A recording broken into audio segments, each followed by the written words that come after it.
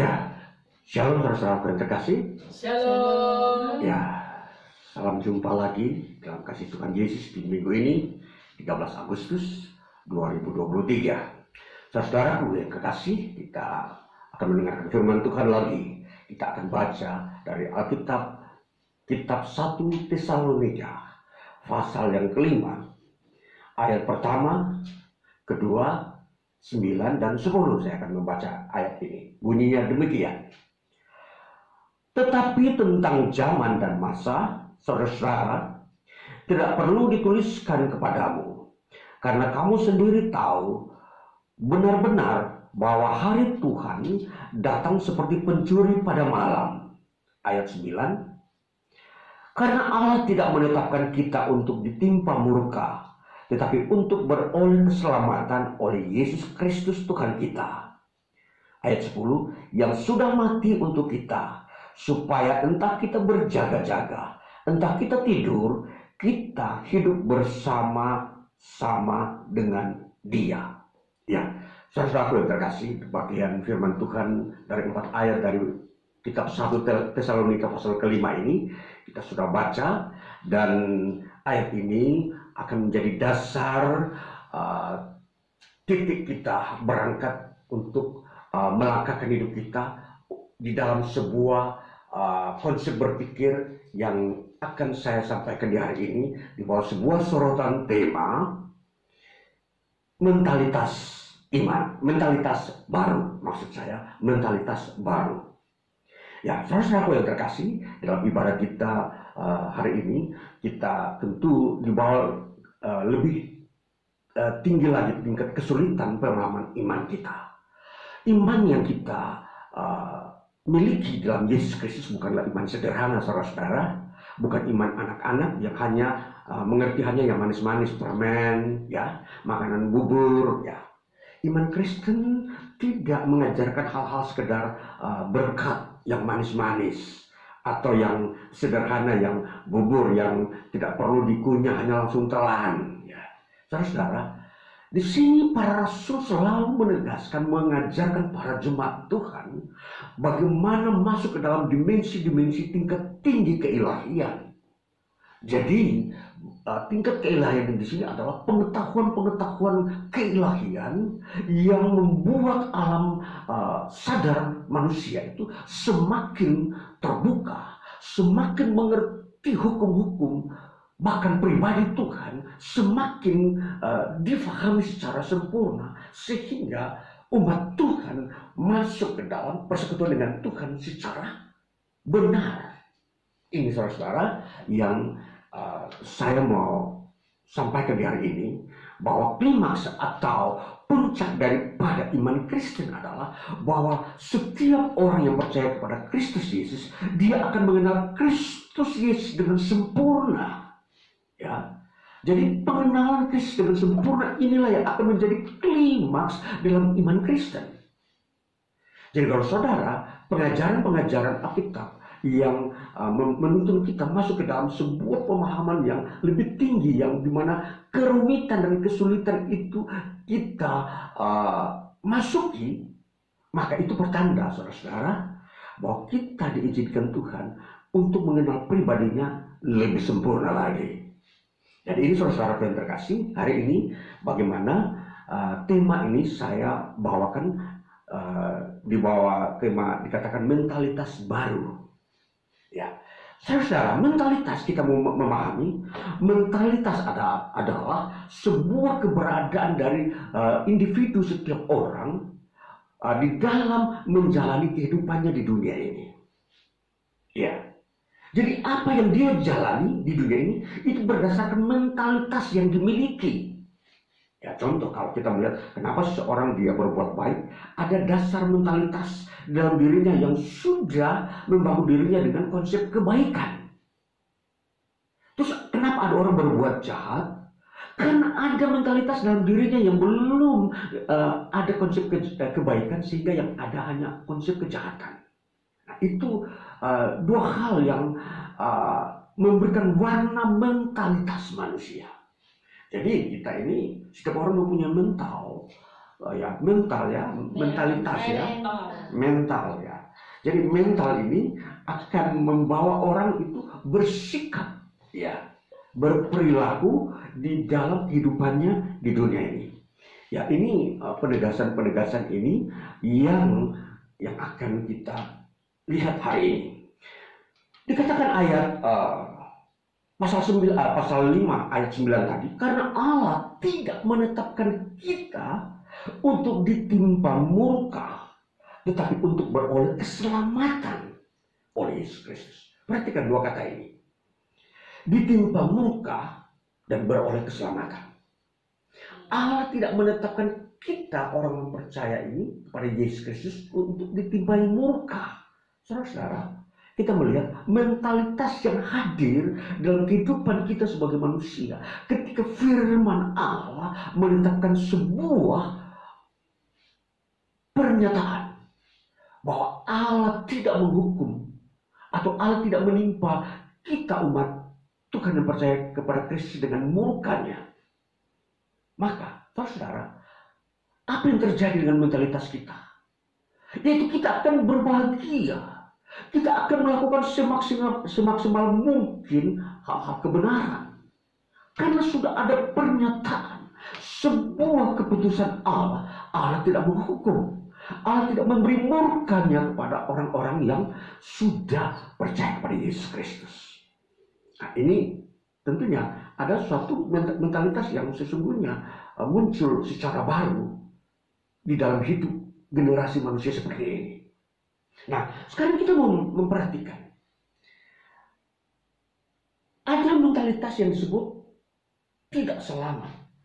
Atau dengan kata lain bahwa mengalami murka. Itu pertanda akan memberikan sebuah sikap-sikap hidup manusia di dunia ini yang diwarnai dengan murka-murkanya Allah. Jadi kita di dalam dimensi iman ini kita selalu menyoroti antara murka Allah dan keselamatan Allah. Ya. Jadi kalau kita memperhatikan murka Allah, itu pertanda bahwa itu penghukuman. Sedangkan keselamatan Allah itu menandai akan berkat. Jadi kutuk dan berkat itu dua sisi yang bertolak belakang, yang saling kontra di dalam hidup manusia. Ya, jadi kita mau memperhatikan mentalitas kehidupan manusia di dunia ini. Maka bagian tema hari ini kita melihat mentalitas baru. Artinya apa, saudara? Di dalam mentalitas baru yang kita akan lihat di sini, bagaimana kita melihat karya Tuhan menghadirkan sebuah pembaruan dalam hidup manusia, sehingga melahirkan sebuah mentalitas yang baik di dalam hidup manusia. Maka dari seluruh kondisi manusia di dunia ini, maka kita melihat fakta-fakta di dunia ini. Ada 3 golongan atau 3 tingkatan mentalitas manusia. Kita mau melihat mentalitas yang pertama. Mentalitas yang disebut mentalitas di mana manusia tidak percaya adanya Tuhan. Ini mentalitas ini adalah mentalitas yang benar-benar tidak mau mengakui bahwa Tuhan itu ada di muka bumi. Atau Tuhanlah yang menciptakan langit dan bumi dan seisinya termasuk manusia. Ini digolongkan kepada orang-orang yang sekarang ini menggolongkan dirinya sebagai orang-orang ateis. Yang kemudian mereka mengembangkan diri sebagai komunisme. Ya. Ateis artinya orang yang menyangkal adanya Tuhan. Lalu melahirkan komunisme artinya hanya manusia saja yang ada. Tuhan itu tidak ada. Yang ada hanya dalam hidup ini adalah manusia. Inilah golongan pertama. Orang-orang ateis. Nah, saudaraku yang terkasih, kalau kita memperhatikan golongan-golongan ini, maka tentunya di dunia ini fakta-faktanya ada. Kita sudah melihat sejarah dunia ini. Dunia ini telah melahirkan generasi manusia yang telah menciptakan sebuah mentalitas yang kita sudah kenal tadi, mentalitas ateis. Kalau kita memperhatikan orang-orang ini, ya sampai hari ini masih ada. Kita melihat negara-negara ateis seperti Rusia masih ada, di Cina masih ada. Ya, ini negara yang tidak mengakui adanya Tuhan, dan tentunya mereka menolak kehadiran agama di muka bumi. Ya, saudara-saudara, jadi mereka tidak mau mengenal istilah beribadah kepada Tuhan. Karena mereka mengaku Tuhan tidak ada, maka tidak ada hari ibadah bagi mereka kepada Tuhan. Mereka mempunyai seluruh hari untuk Tuhan, untuk manusia. Ini mentalitas manusia yang digolongkan ke dalam golongan ateis. Nah, saudara yang terkasih, selanjutnya kita memperhatikan bahwa mentalitas yang kedua adalah mentalitas agamawi. Nah, kita memperhatikan kalau mentalitas agamawi artinya golongan manusia yang mengakui bahwa Tuhan itu ada, yang menciptakan alam dan isinya ini adalah Tuhan. Ya, saudara, ini mentalitas yang kedua. Berarti golongan ini tentunya masih lebih banyak lagi, karena golongan-golongan ini ternyata berkembang semakin banyak, dan muncullah agama-agama di muka bumi yang tentunya sekarang secara jumlah agama di dunia ini ya sudah tercatat bahwa ada agama-agama yang sudah diakui oleh banyak bangsa, seperti agama Kristen, agama Yahudi, agama Hindu, Buddha, dan Islam. Ada agama Zoroaster, ada agama kepercayaan tradisional yang mereka menganggap ya ada Konghucu, ya ada juga agama-agama tradisional yang mereka sebut agama-agama suku, yang mengakui bahwa alam ini ada yang menciptakannya. Jadi ini tergolong agama-agama tradisional. Ya, ini tentunya level di mana mentalitas agamawi ini semua mengenal Tuhan atau menerima Sang Pencipta hadir di muka bumi atau ada di dunia ini. Nah, ini golongan atau mentalitas manusia agamawi. Namun saudara-saudara, di dalam golongan ini mereka masih senang berbuat dosa-dosa yang merusak dirinya sendiri. Walaupun mereka mengenal adanya Tuhan, tetapi perbuatan dosa mereka masih lebih besar. Artinya apa? Mereka masih nekat atau memperjuangkan kejahatan-kejahatan di dalam kehidupan manusiawi mereka.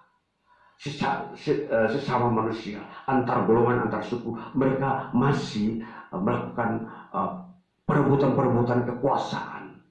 Dengan motivasi untuk mendapatkan kekuasaan, mereka terlibat dalam peperangan dan pembunuhan. Ya, itu manusia agamawi, mentalitas agamawi, tetapi masih berbuat dosa.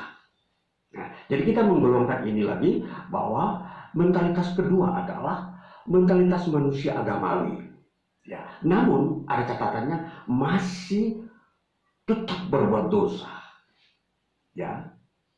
Lalu kita melihat mentalitas yang ketiga. Apa mentalitas yang ketiga? Yang disebut mentalitas baru. Mentalitas baru adalah manusia agamawi yang bertobat mengaku dosanya dan diperbarui dan menerima perjanjian Tuhan. Ini mentalitas baru. Artinya apa? Mereka bertekad untuk tidak melakukan dosa-dosa lagi. Mereka sudah berani memperjuangkan kebenaran. Mereka berani berkorban hidupnya demi kebenaran, tidak melakukan keberdosaan. Inilah mentalitas baru. Mentalitas baru inilah adalah mentalitas yang disiapkan Tuhan untuk masuk ke dalam kerajaan keselamatan kekal. yang kita sudah lihat bahwa Allah tidak memurkai mereka. Jadi tentunya kita melihat bahwa mentalitas ini harus kita ketahui, bahwa kita harus menuju kepada sesuatu tingkat yang lebih baik lagi. Bukan saja kita hanya berdiam diri dalam tingkat golongan agamawi. Kalau kita sudah selamat keluar dari golongan kaum ateis, kita masuk ke dalam golongan agamawi, kita harus tingkatkan lagi ke dalam satu tingkat yang lebih tinggi yang disebut mentalitas baru, yaitu meninggalkan dosa-dosa dan kejahatan.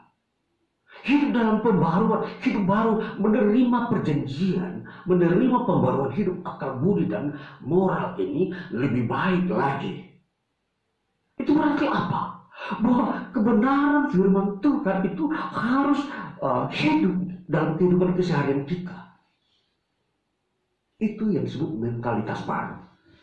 Berarti kalau kita mau mengoreksi semua kondisi agamawi manusia di dunia ini, maka kita akan melihat bahwa golongan agamawi, mereka memanfaatkan agama saja untuk hidup bermasyarakat.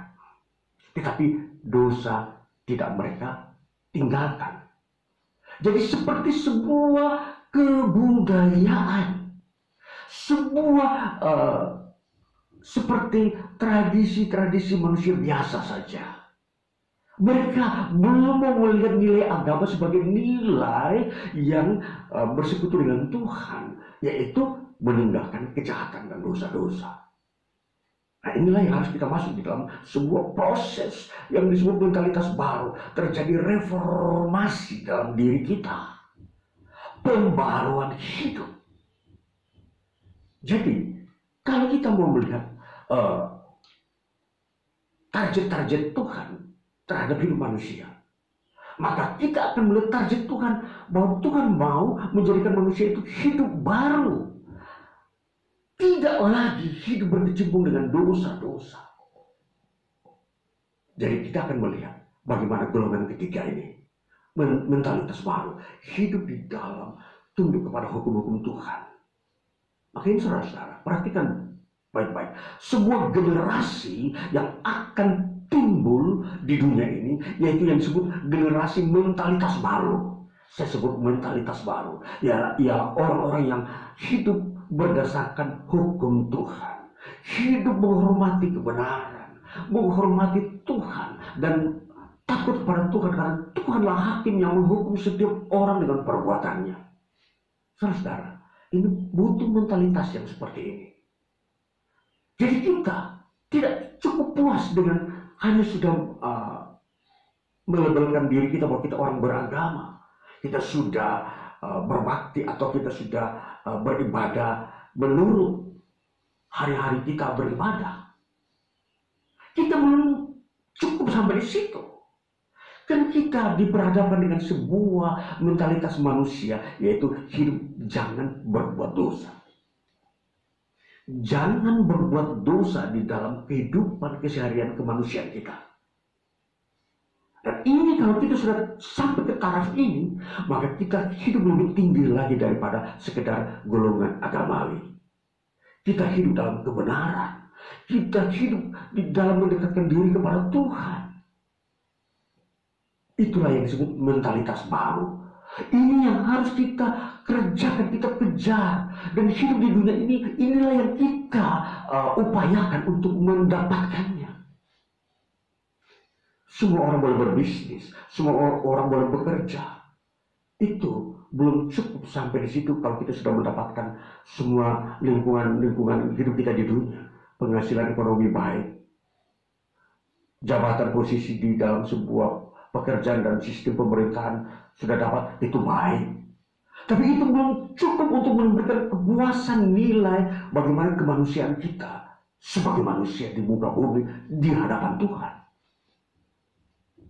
Maka kita harus mengerti satu poin lagi yang disebut mentalitas baru, ialah bagaimana hukum Tuhan, kebenaran itu terus menerus diterangi dalam hidup kita, menerangi dan terbuka bagi kita. Tidak ada hukum Tuhan yang harus ditutup-tutupi atau ditanamkan di muka bumi untuk tidak dilakukan, atau disembunyikan, atau bahkan dimanipulasi, disalahgunakan. Saudara-saudara, inilah kejadian-kejadian yang masih terjadi di tengah-tengah manusia agamawi yang bisa memanipulasikan atau menyalahgunakan hukum Tuhan, memutarbalikkan kebenaran.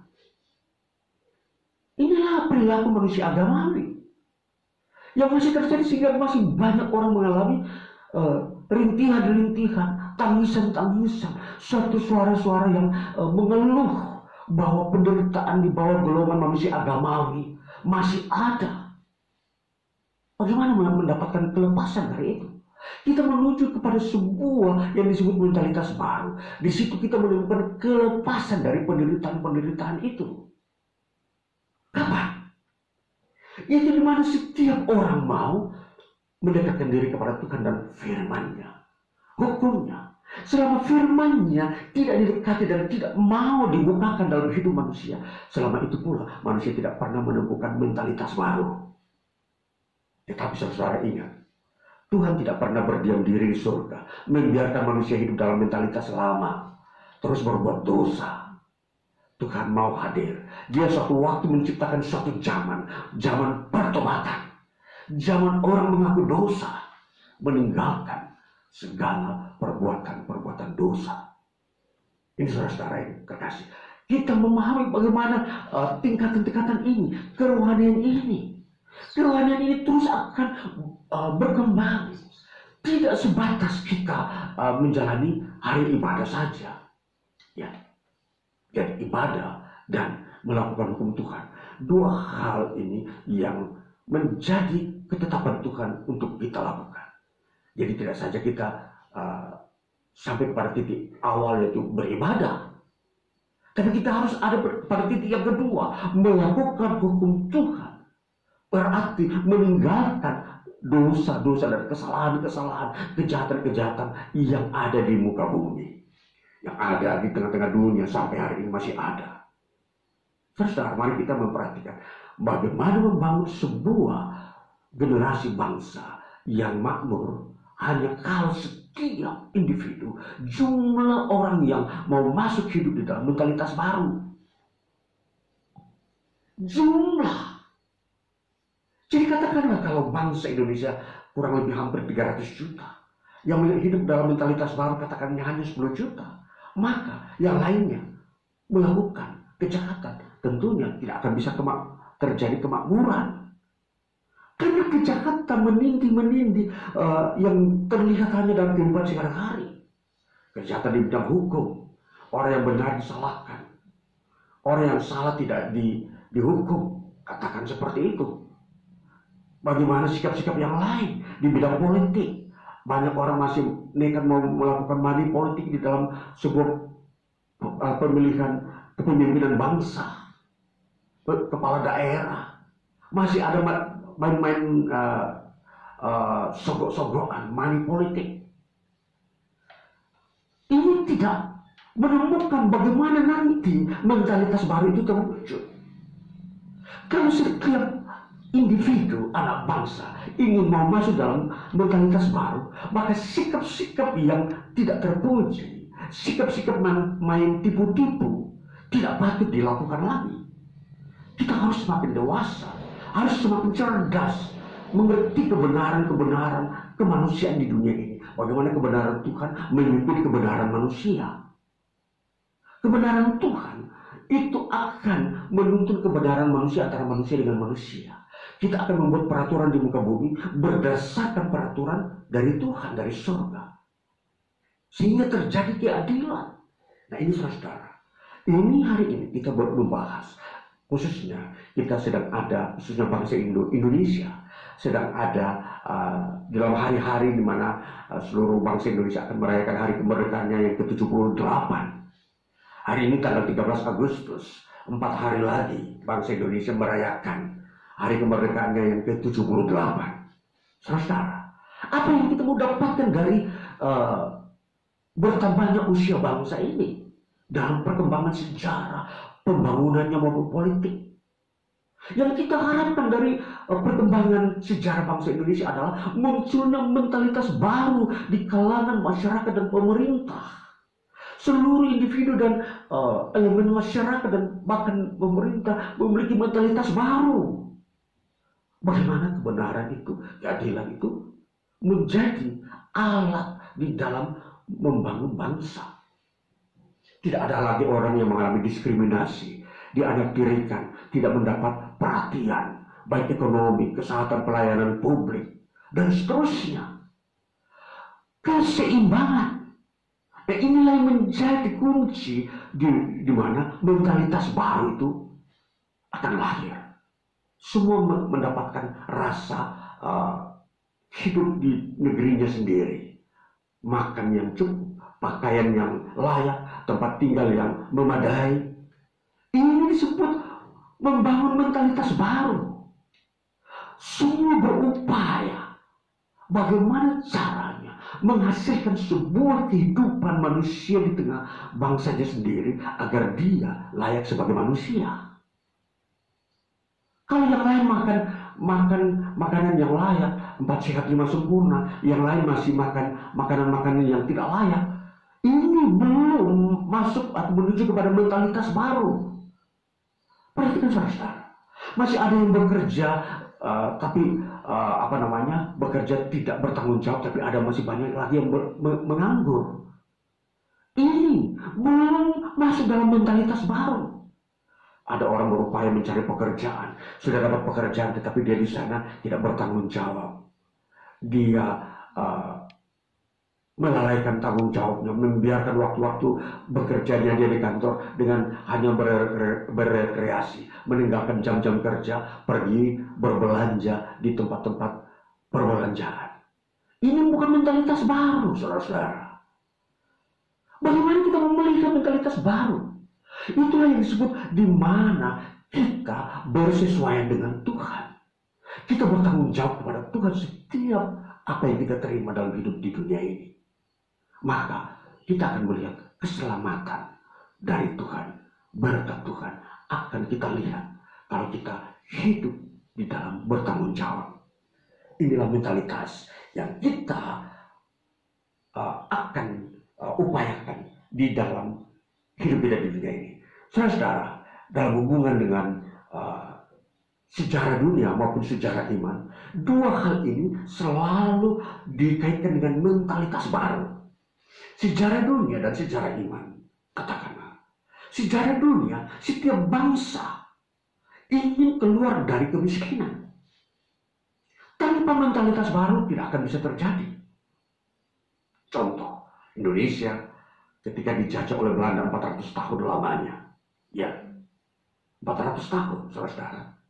Ketika merdeka tahun 1945, bangsa Indonesia ingin membangun dirinya dengan mentalitas baru, ialah keluar dari penjajahan. Membangun bangsa sendiri dengan idenya sendiri. Muncul mentalitas baru. Namun saudara-saudara, sayangnya, mentalitas ini seringkali mengalami goncangan, sehingga bangsa ini mengalami penghambatan-penghambatan di dalam kemajuannya. Sehingga seringkali mentalitas baru ini menjadi ciut lagi, menjadi pudar lagi, membiasakan diri hidup di bawah sebuah penjajahan bangsa lain. Ya saudara-saudara, ini kita memperhatikan. Ini sejarah dunia, sejarah politik bangsa-bangsa. Di setiap bangsa negara di dunia ini mempunyai sejarah politik. Di mana setiap bangsa pernah dijajah. Setiap bangsa pernah mengalami sebuah kondisi yang terpuruk. Kemiskinan. Ingin keluar dari kemiskinan dan keterpurukan. Ingin lebih baik. Nah ini semua ini merupakan sejarah mentalitas. Sejarah bagaimana bangsa-bangsa menyadari bahwa mereka harus sama sederajat dengan bangsa lain yang sudah maju. Tidak lagi hanya bodoh, tidak mau bersekolah, tidak mau bekerja malas-malasan tidur-tiduran aja, tidak mau bekerja keras, hanya mau memakai tipu-tipu saja sebagai upaya untuk mendapatkan kekayaan. Saudara, kita harus memperhatikan hal-hal yang baru. Ini mentalitas lama, yang buruk yang ada di dalam kegelapan. Ini sejarah bangsa. Juga sejarah iman ada mentalitas buruk. Di mana orang-orang yang sudah menerima perjanjian Tuhan. Mereka tidak memanfaatkan itu dengan baik. Malah mereka tetap berbuat dosa. Lebih senang berbuat dosa daripada berbuat kebenaran. Ini mentalitas. Sudah mengenal firman. Tuhan sudah datang kepada mereka memberitakan firman. Mengajarkan mengampuni dosa. Dan juga melakukan mujizat. Tetapi mereka tidak menghargai karunia-karunia Tuhan ini. Mereka lebih senang lagi kembali kepada keberdosaan. Ini mentalitas buruk dalam diri manusia, saudara-saudara. Jadi saudara, Tuhan mau menciptakan mentalitas baru kepada generasi manusia anak cucu yang berikutnya. Generasi muda saat ini saya sampaikan kepada saudara-saudara yang berumur 20 tahun atau 40 tahun, 20 sampai 40 tahun. Hari ini saudara sedang ada dalam posisi emas. Saudara ada dalam generasi muda yang akan hidup 20-30 tahun ke depan lagi terhadap keluarga dan bangsa saudara. Kalau saudara hari ini tidak mempersiapkan mentalitas baru, maka 20 tahun, 30 tahun ke depan saudara tidak menikmati berkat Tuhan. Karena apa saudara? Karena saudara meremehkan mentalitas baru yang Tuhan siapkan. Karena sebenarnya dalam sejarah dunia dan sejarah iman, Tuhan bekerja. Tuhan bekerja untuk memberikan kebaikan bagi manusia. Itulah sebabnya pertobatan manusia di saat ini sangat memberikan keberuntungan bagi generasi pada usia atau pada tahun 20 tahun ke depan, 30 tahun ke depan. Saya kasih contoh.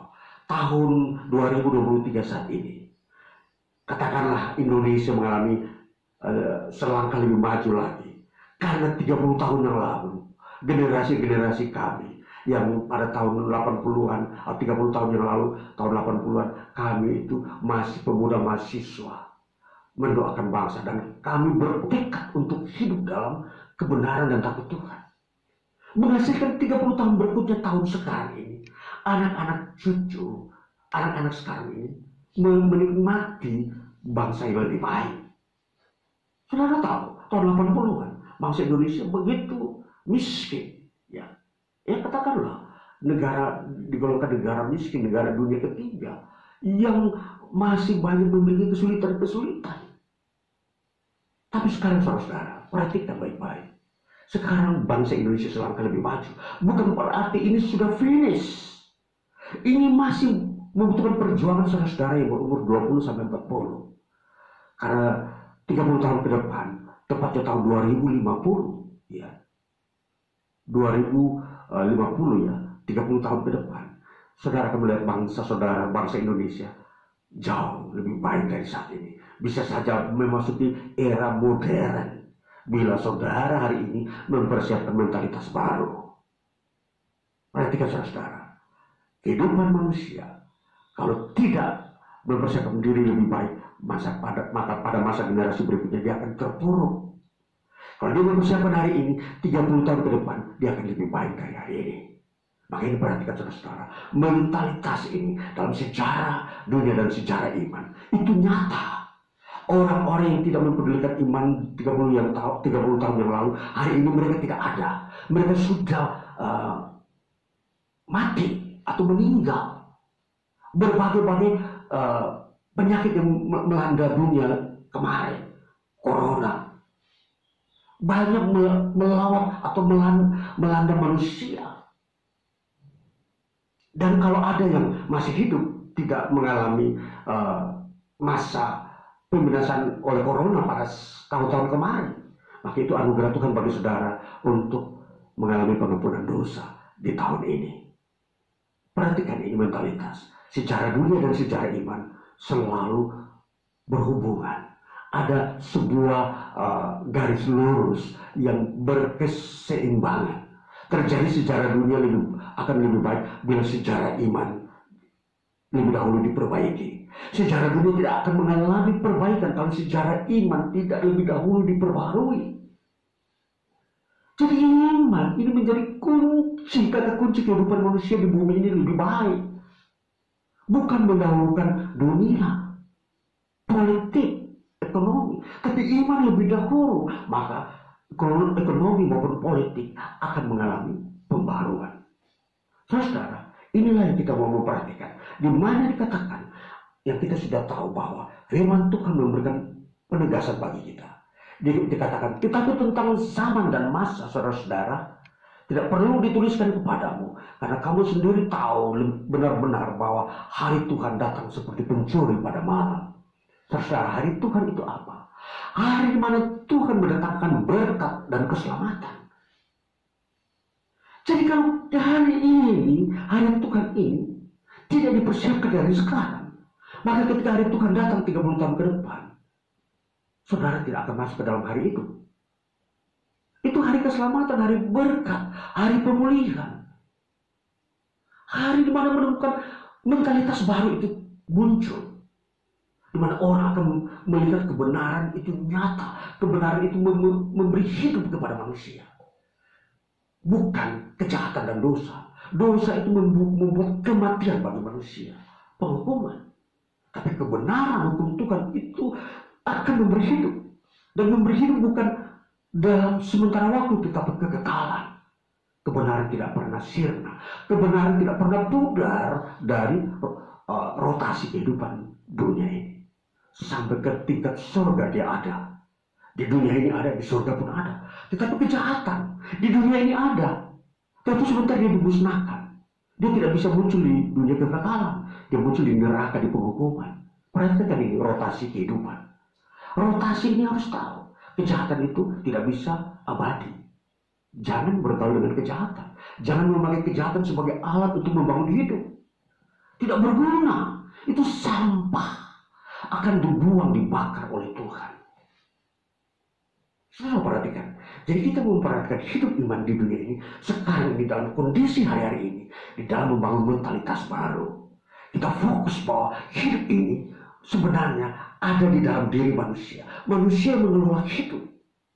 Jadi dari mentalitas baru itu maka terbitlah hidup yang bahagia. Jadi kalau mentalitas buruk tidak akan terbit kesejahteraan. Tidak akan terjadi kemakmuran di dunia ini. Di tengah bangsa saudara tidak akan terjadi. Kalau pemimpin-pemimpin bangsa mempunyai mentalitas buruk, hanya korupsi, tipu-tipu, hukum tidak benar, tidak dijalankan, yang bersalah tidak dihukum. Saudara, bahkan yang benar dianggap bersalah.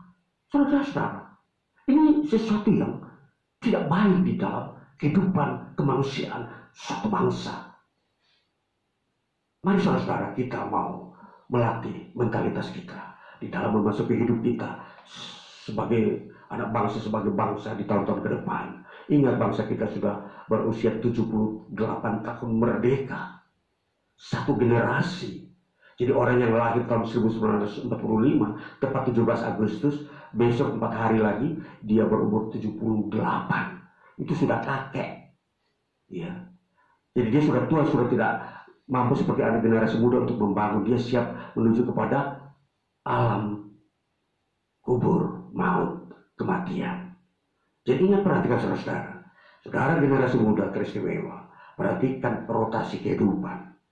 Ada yang meninggal, ada yang lahir. Itu rotasi. Jadi saat ini saudara muda, perhatikan suatu waktu saudara juga tua. 30 tahun ke depan saudara menjadi tua. Pergunakan waktu dengan baik. Jangan memakai kejahatan sebagai dasar dalam membangun kemanusiaan. Tidak ada pembangunan manusia kalau memakai teori-teori kejahatan. Tidak ada. Itu meruntuhkan manusia. Jadi kita perhatikan bagaimana mentalitas baru itu harus kita perhatikan baik-baik. Kita harus perjuangkan. Kita harus benar-benar menganggap nilai-nilai ini, nilai mentalitas ini jauh lebih berharga daripada emas yang ada di tengah dunia ini.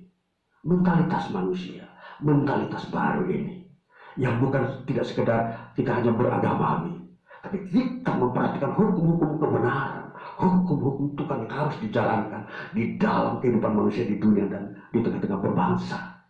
Baiklah, kita disoroti oleh firman Tuhan. Tuhan menyoroti dari surga, siapakah yang mengasihi dia. Bertobatlah saudara-saudara yang memang saat ini diberikan kesempatan Tuhan untuk bertobat, meninggalkan kejahatan, maju, masuk ke dalam sebuah lingkungan baru, mentalitas baru, di mana saudara memperhatikan hukum Tuhan, kebenaran Tuhan, itu yang dimunculkan dalam hidup saudara hari lepas hari. Tuhan Yesus memberkati. Haleluya.